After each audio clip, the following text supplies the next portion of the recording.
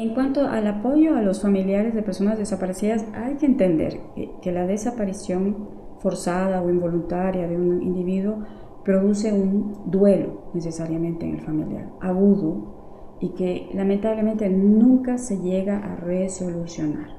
Las fases del duelo tiene que pasar a todo individuo cuando hay una pérdida. La denegación es cuando generalmente más síntomas aparecen, ¿no? Porque el individuo entra en un estado prácticamente histérico. Muchas veces los familiares no saben lo que ha pasado, no saben lo que ha ocurrido, y la intervención ahí es modular esa respuesta, no interferir con la respuesta. El duelo es un proceso fisiológico que todos lo vivimos, prácticamente es fisiológico, es biológico.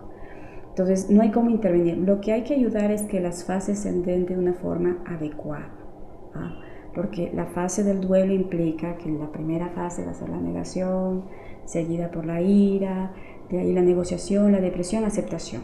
Hasta llegar a aceptación muchas veces han pasado años, donde el paciente, donde la persona o el familiar niega muchas veces, luego pasa de aceptación, pasa a la depresión y finalmente al aceptarlo logramos que el paciente se involucre asertivamente y efectivamente en actividades que le permitan un poco sublimar su dolor. Porque de eso se tratan las asociaciones, por ejemplo, de personas o de familiares de personas desaparecidas. Intentan obviamente buscar una unión, casi en familia, porque prácticamente hacen vínculos prácticamente familiares, para que logren mejorar, involucrarse activamente en la búsqueda, no necesariamente ya de sus familiares, pero sí de otros, y ayudar y dar la mano. Es un espíritu solidario, ¿sí? Y que ayuda a mejorar el duelo, finalmente, de eso se trata. La intervención psiquiátrica en esos casos solamente se da cuando hay, digo yo, una depresión intercurrente, un trastorno de ansiedad intercurrente. No nos olvidemos que el familiar, yo digo, es difícil ponerse en los zapatos del familiar, porque el familiar vive una angustia que es, yo creo que una de las peores que existe, porque culturalmente los seres humanos y socialmente estamos destinados a enterrar a nuestros muertos, por decir algo, ¿no? O a saber que está en otro lugar y que en ese lugar está mejor porque se fue a vivir en otro lado, alguna cuestión.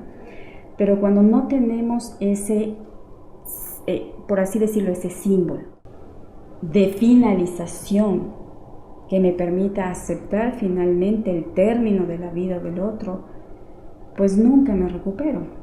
Y la sensación de dominio que adquiere aquel que hizo daño es enorme. Frente al familiar, estoy hablando frente al familiar. La sensación de impunidad, de dominio, marcan mi vida y me llenan de odio y de rencor. Eso es algo que lamentablemente tenemos que utilizar o tenemos que trabajar mucho con familiares de desaparecidos, porque es una sensación que es difícil de superar, sobre todo cuando ellos tienen certeza, así no tengan las pruebas de la persona que hizo daño o la persona que estuvo involucrada en la desaparición. Eso es una sensación de impunidad, de dominio, de dolor, de rencor, de ira muchas veces, que imposibilita que el duelo se dé de forma adecuada.